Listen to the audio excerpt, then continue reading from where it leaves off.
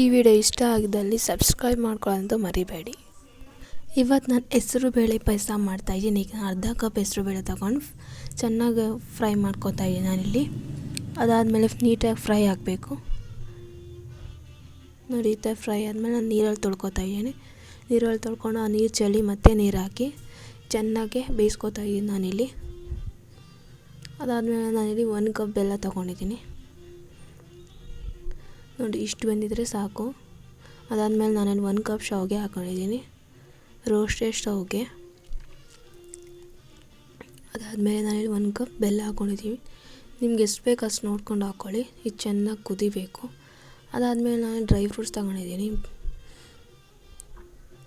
ಇಲ್ಲಿ ಸ್ವಲ್ಪ ತುಪ್ಪನೋ ಅಥವಾ ಎಣ್ಣೆ ಹಾಕ್ಕೊಂಡು ನಾನಿಲ್ಲಿ ಫ್ರೈ ಮಾಡ್ಕೊತಾ ಇದ್ದೀನಿ. ಗೋಲ್ಡನ್ ಬ್ರೌನ್ ಬರೋ ಗಂಟನೂ ಫ್ರೈ ಮಾಡ್ಕೋಬೇಕು. ಆಗಲೇ ಪಾಯಸ ಆಗಿತ್ತಲ್ಲ, ಅದಕ್ಕೆ ನಾನಿಲ್ಲಿ ಹುರಿದಿರೋಂಥ ಡ್ರೈ ಫ್ರೂಟ್ಸ್ ಕೂಡ ಆ್ಯಡ್ ಮಾಡ್ಕೋತಾ ಇದ್ದೀನಿ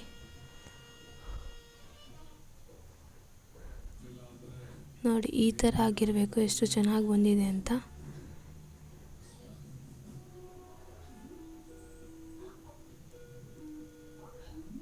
ತುಂಬ ಚೆನ್ನಾಗಿರುತ್ತೆ. ಒಂದ್ಸರಿ ಟ್ರೈ ಮಾಡಿ ನೋಡಿ ಎಷ್ಟು ಚೆನ್ನಾಗಿದೆ ಅಂತ. ನಾನಿಲ್ಲಿ ಹಾಗೆ ಟಿಪ್ಸ್ ಒಂದು ಹೇಳ್ತಾ ಇದ್ದೀನಿ. ಒಂದು ಅರ್ಧ ನಿಂಬೆಹಣ್ಣು ತೊಗೊಂಡು ಅದು ಸೈಡಲ್ಲೆಲ್ಲ ಲವಂಗ ಹಾಕ್ಕೊಳ್ಳಿ.